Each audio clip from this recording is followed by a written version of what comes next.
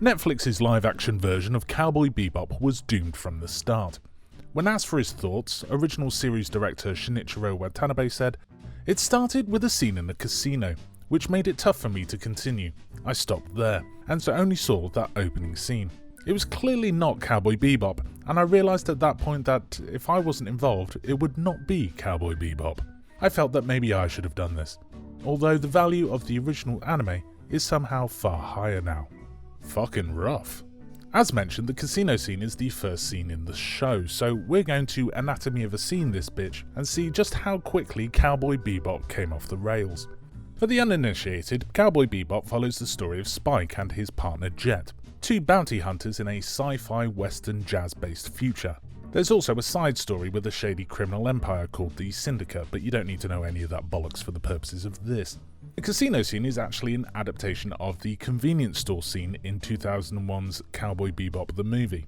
In a nutshell, a bunch of wrong'uns are robbing a convenience store, and while the lead bad guy is monologuing about the world being a stew or whatever, he states that he used to work for a security company, but due to restructuring lost his job and now uses his knowledge of their security system to rob places. At this point, Spike enters wearing headphones and feigning ignorance, before setting off a party popper in the dude's face, throwing him off balance long enough for him to be handed his own arse, before Jet crashes through the ceiling and the two proceed to hand out to the rest of the gang a thorough fucking hiding.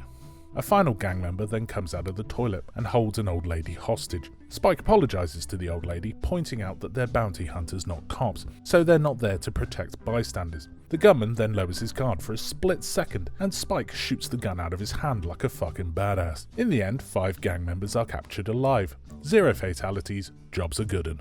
So, how does Netflix fare? First, there's the change in location, the action moving from a brightly lit conveni to a rather drab and cheap looking casino. In fact, cheap looking is a common complaint about the series as a whole, but my god this room is beige. You can't even tell this is set in the future. All the machines in the background are the cheapest one-armed bandits the prop department could find, while everyone wears drab clothing. This guy has an iPad, and everyone else uses normal guns. This wall in the back is a bulkhead, by the way.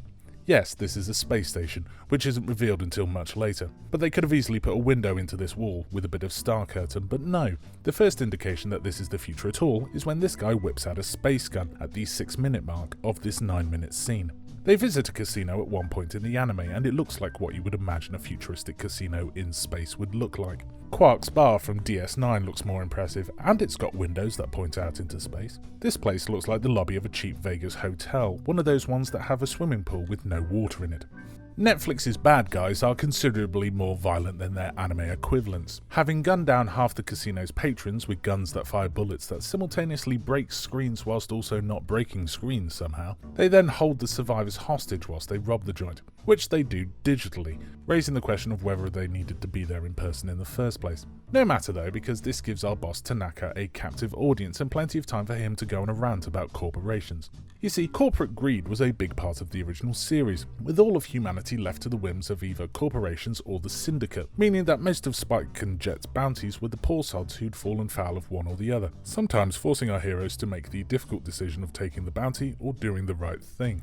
In the Netflix version, Tanaka's central thesis is corporations bad, and he doesn't really go much deeper than that, pointing out, as he does, that corporations have taken over everything.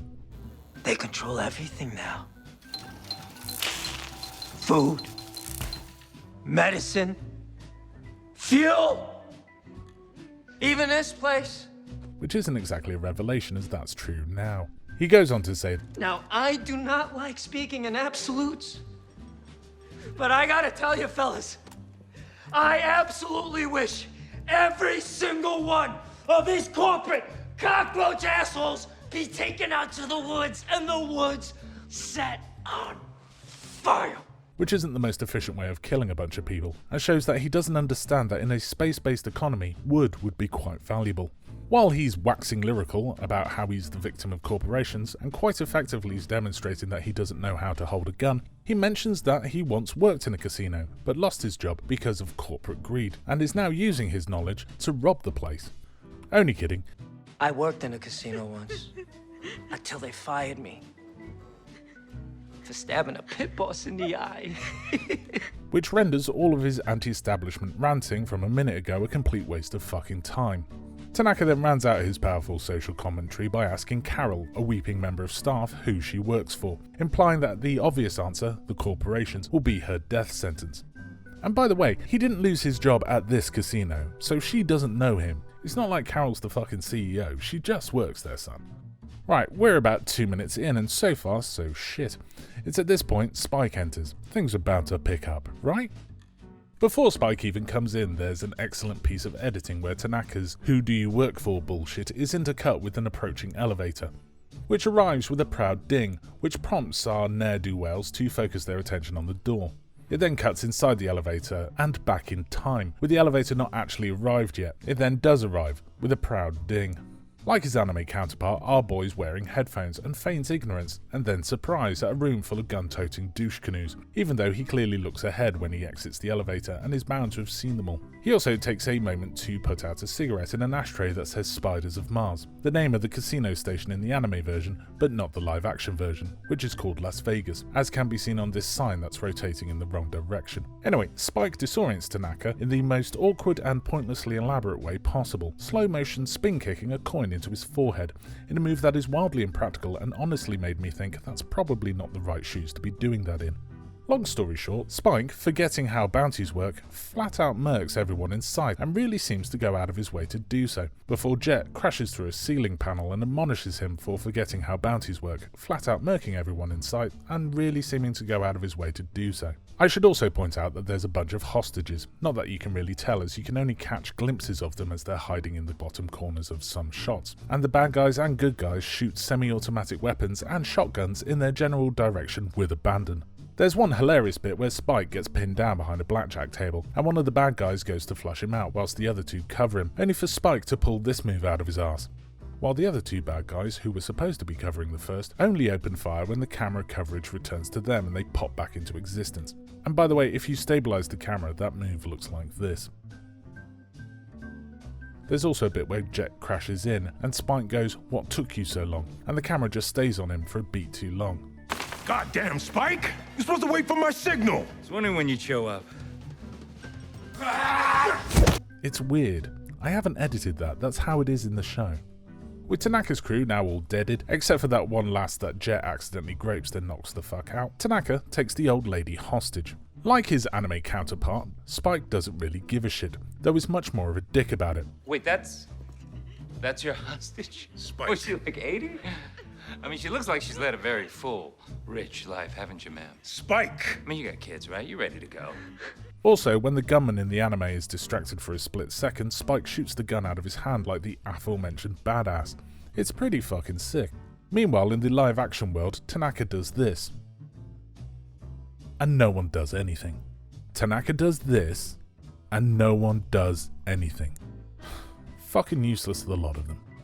The final gang member, Frank, then comes out from taking a shit, and he's got a space gun, if you remember, because this is set in the future apparently. His space gun, however, is powerful enough to blast through the hull, the sight of which makes everyone want to de-escalate the situation.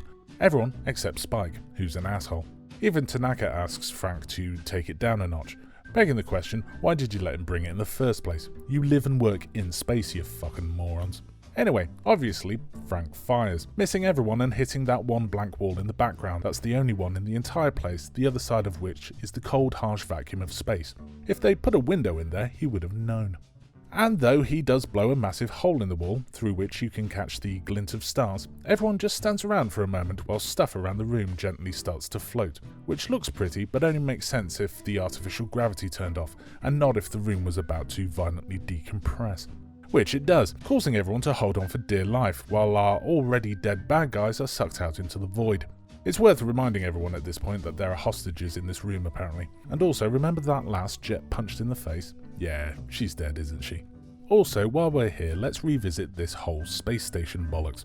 What was Tanaka's plan here? Once you've robbed the casino, you're still on a massive space station. The Watanabe casino is here, while the docking platform is all the way out here.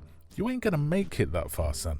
And if that's a bulkhead wall, by the way, you should have docked a ship on the other side of it and cut through the hull. That's what you should have done, you fucking ding-dong.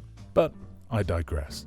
With the hull breached, the lights change colour so you know that there's an emergency, and the big lad here sets off a one-armed bandit without putting money in it.